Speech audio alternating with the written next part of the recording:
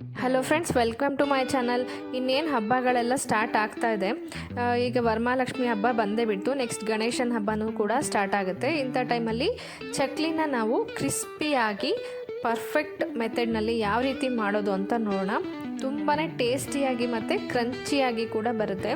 ಇದೇ ಮೆಥಡ್ನಲ್ಲಿ ನೀವು ಕೂಡ ಟ್ರೈ ಮಾಡಿ.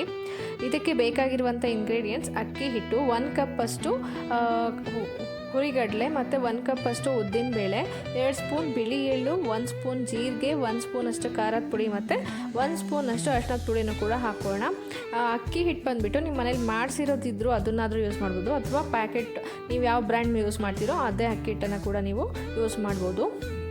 ಮೊದಲು ನಾವು ಒಂದು ಪ್ಯಾನ್ನ ಬಿಸಿಗೆ ಇಟ್ಕೊಂಡ್ಬಿಟ್ಟು ಉದ್ದಿನಬೇಳೆ ಏನು ತೊಗೊಂಡಿರ್ತೀವಲ್ಲ ಅದನ್ನು ಚೆನ್ನಾಗಿ ರೋಸ್ಟ್ ಮಾಡ್ಕೊಳ್ಬೇಕು. ಡ್ರೈ ರೋಸ್ಟ್ ಮಾಡ್ಕೊಳ್ಳಿ. ಆಯಿಲೆಲ್ಲ ಏನೂ ಹಾಕೋ ಅವಶ್ಯಕತೆ ಇಲ್ಲ. ಅದೆಲ್ಲ ಸ್ವಲ್ಪ ಕಲರ್ ಬರಬೇಕು, ಕೆಂಪು ಕಲರ್ ಬರಬೇಕು, ಅಲ್ಲಿವರೆಗೂ ಚೆನ್ನಾಗಿ ಫ್ರೈ ಮಾಡ್ಕೊಳ್ಳಿ. ಘಮ ಕೂಡ ಚೆನ್ನಾಗಿ ಬರೋಕ್ಕೆ ಸ್ಟಾರ್ಟ್ ಆಗುತ್ತೆ. ನಾನಿಲ್ಲಿ ಉದ್ದಿನ ಕಾಳನ್ನು ತೊಗೊಂಡಿನಿ. ನೀವು ಏನು ಉದ್ದಿನ ಕಾಳೇ ತೊಗೋಬೇಕು ಅಂತೇನಿಲ್ಲ. ಉದ್ದಿನ ಬೇಳೆ ಇದ್ದರೆ ಅದನ್ನು ಕೂಡ ಹಾಕ್ಕೊಳ್ಬೋದು ಸೇಮ್ ಮೆಜರ್ಮೆಂಟಲ್ಲಿ. ನೋಡಿ, ಈಗ ಇದೆಲ್ಲ ಸ್ವಲ್ಪ ಚೆನ್ನಾಗಿ ಫ್ರೈ ಆಗಿದೆ. ಇವಾಗ ಸ್ಟವ್ನ ಆಫ್ ಮಾಡಿಬಿಟ್ಟು ಹುರಿಗಡಲೆ ಏನು ತೊಗೊಂಡಿದ್ವಲ್ಲ 1 ಕಪ್ಪಷ್ಟು ಅದನ್ನು ಕೂಡ ಹಾಕಿಬಿಟ್ಟು ಮಿಕ್ಸ್ ಮಾಡಿಬಿಟ್ಟು ಸ್ಟವ್ನ ಆಫ್ ಮಾಡ್ಕೊಂಡ್ಬಿಟ್ಟು ಒಂದು ಪ್ಲೇಟ್ಗೆ ಶಿಫ್ಟ್ ಮಾಡೋಣ. ಇದು ತಣ್ಣಗಾಗೋದಕ್ಕೆ ಬಿಡಬೇಕು. ಈಗ ಒಂದು ಮಿಕ್ಸಿಂಗ್ ಬೌಲ್ನಲ್ಲಿ ಯಾವ ಕಪ್ ಮೆಜರ್ಮೆಂಟಲ್ಲಿ ಉದ್ದಿನ ಬೇಳೆ ಮತ್ತು ಫ್ರೈಡ್ ಗ್ರಾಮ್ ಅಂದರೆ ಹುರಿಗಡ್ಲೆನ ತೊಗೊಂಡಿರ್ತೀವಲ್ಲ ಅದೇ ಕಪ್ ಅಳತೆಯಲ್ಲಿ 4 ಕಪ್ ಅಳತೆ ಅಕ್ಕಿ ಹಿಟ್ಟನ್ನು ನಾವು ಮಿಕ್ಸಿಂಗ್ ಬೌಲ್ಗೆ ಹಾಕ್ಕೊಳ್ಬೇಕು. ಈಗ ಆರಕ್ಕಿಟ್ಟಿದ್ವಲ್ಲ ಕಡಲೆ ಮತ್ತು ಉದ್ದಿನಬೇಳೆ ಎರಡನ್ನೂ ಕೂಡ ಚೆನ್ನಾಗಿ ಬ್ಲೆಂಡ್ ಮಾಡ್ಕೊಳ್ಬೇಕು. ನೋಡಿ, ಈ ರೀತಿ ಫೈನ್ ಪೌಡರ್ ಆಗಬೇಕು. ಅಲ್ಲಿವರೆಗೂ ಚೆನ್ನಾಗಿ ಬ್ಲೆಂಡ್ ಮಾಡಿಬಿಟ್ಟು ಅಕ್ಕಿ ಹಿಟ್ಟು ಹಾಕ್ಕೊಂಡಿದ್ದೆಲ್ಲ ಅದೇ ಪ್ಲೇಟ್ಗೆ ಸೇರಿಸ್ಕೊಳ್ಳಿ. ನಂತರ 2 ಸ್ಪೂನಷ್ಟು ಬಿಳಿ ಎಳ್ಳು, 1 ಸ್ಪೂನಷ್ಟು ಜೀರಿಗೆ, 1 ಸ್ಪೂನಷ್ಟು ಖಾರದ ಪುಡಿ ಮತ್ತು ಅಜ್ವೈನ್ ಇದ್ದರೆ ಅದನ್ನು ಕೂಡ ಸೇರಿಸ್ಕೋಬೋದು. ಇಲ್ಲ ಅಂತ ಹೇಳಿದ್ರೆ ಸ್ಕಿಪ್ ಮಾಡಿ. ಈಗ ರುಚಿಗೆ ಎಷ್ಟು ಬೇಕೋ ಅಷ್ಟು ಉಪ್ಪನ್ನು ಕೂಡ ಹಾಕ್ಕೊಂಡ್ಬಿಟ್ಟು ಆಲ್ಮೋಸ್ಟ್ 1 ಸ್ಪೂನಷ್ಟು ಉಪ್ಪು ಹಿಡಿಸುತ್ತೆ. ಪರ್ಫೆಕ್ಟಾಗಿ ಸಾಕಾಗುತ್ತೆ 1 ಸ್ಪೂನಷ್ಟು ಹಾಕಿದ್ರೆ. ಈಗ ಯಾವ ಸ್ಪೂನಲ್ಲಿ ನಾನು ಖಾರದ ಪುಡಿ ಎಲ್ಲ ಹಾಕಿದ್ನಲ್ಲ ಅದೇ ಸ್ಪೂನಲ್ಲಿ ಹಾಕ್ಕೊಂಡ್ರೆ ಪರ್ಫೆಕ್ಟ್ ಟೇಸ್ಟ್ ಬರುತ್ತೆ. ಈಗ ಎಲ್ಲ ಇಂಗ್ರೀಡಿಯೆಂಟ್ಸು ಚೆನ್ನಾಗಿ ಹೊಂದ್ಕೊಳ್ಬೇಕು. ಅಲ್ಲಿವರೆಗೂ ಚೆನ್ನಾಗಿ ಮಿಕ್ಸ್ ಮಾಡ್ಕೊಳ್ಳಿ. ನೀವೆಷ್ಟು ಚೆನ್ನಾಗಿ ಮಿಕ್ಸ್ ಮಾಡ್ತೀರೋ ಅಷ್ಟು ಚೆನ್ನಾಗಿ ಎಲ್ಲ ಇಂಗ್ರೀಡಿಯೆಂಟ್ಸು ಎಲ್ಲ ಕಡೆ ನೀಟಾಗಿ ಹೊಂದ್ಕೊಳ್ಳುತ್ತೆ.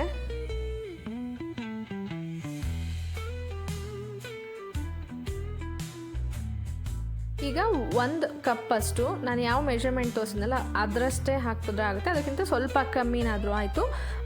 ಎಣ್ಣೆನ ಬಿಸಿ ಮಾಡಿಬಿಟ್ಟು, ಅಡುಗೆ ಎಣ್ಣೆನ ಬಿಸಿ ಮಾಡಿಬಿಟ್ಟು ಆ್ಯಡ್ ಮಾಡ್ಕೊಳ್ಬೇಕು.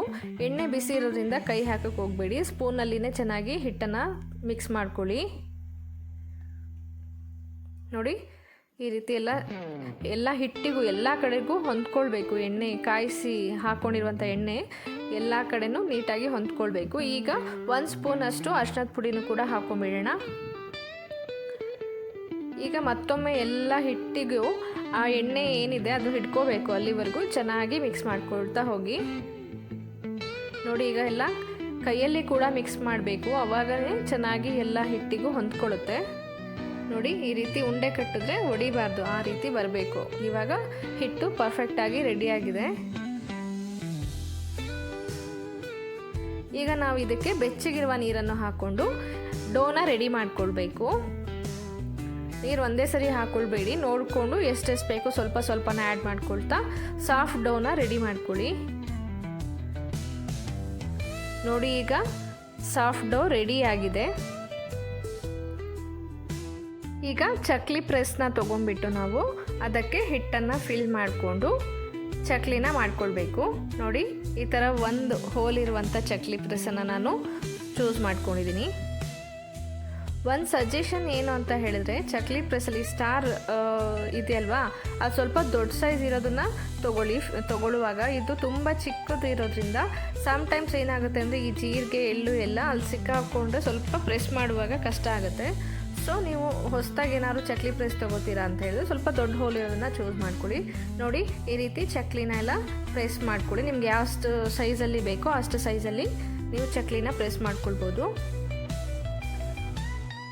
ಈಗ ಒಂದು ಬಾಂಡಿನಲ್ಲಿ ಎಣ್ಣೆನ ಇಟ್ಬಿಟ್ಟು ಹೈ ಫ್ಲೇಮಲ್ಲಿನೇ ನೀವು ರೋಸ್ಟ್ ಮಾಡ್ಕೊಳ್ಬೇಕು, 2 ಕಡೆನೂ ಫ್ರೈ ಮಾಡ್ಕೊಳ್ಬೇಕು. ನೋಡಿ, ಹಾಕಿದ ತಕ್ಷಣ ಈ ರೀತಿ ತುಂಬಾ ಬಬಲ್ಸ್ ಬರ್ತಾ ಇರುತ್ತೆ.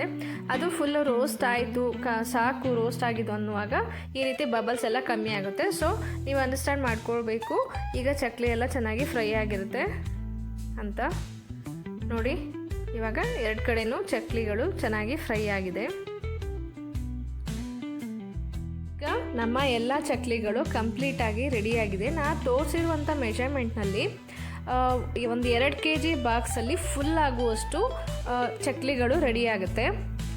ನೀವು ಬರೀ ಹಬ್ಬಗಳಿಗಷ್ಟೇ ಅಲ್ಲದೆ ಮನೆಯಲ್ಲಿ ಈವ್ನಿಂಗ್ ಟೈಮ್ಗೆ ಸ್ನ್ಯಾಕ್ಸ್ಗೆ ಕೂಡ ಮಾಡಿಬಿಟ್ಟು ಇಟ್ಕೋಬೋದು. 1 ತಿಂಗಳು ಕೂಡ ಸ್ಟೋರ್ ಮಾಡ್ಬೋದು, ಏನೂ ಹಾಳಾಗೋದಿಲ್ಲ.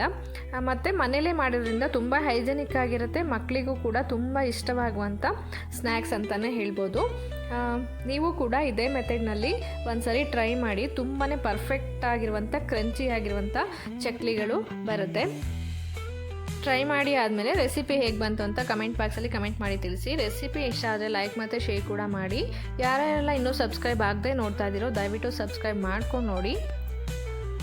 Thank you for watching.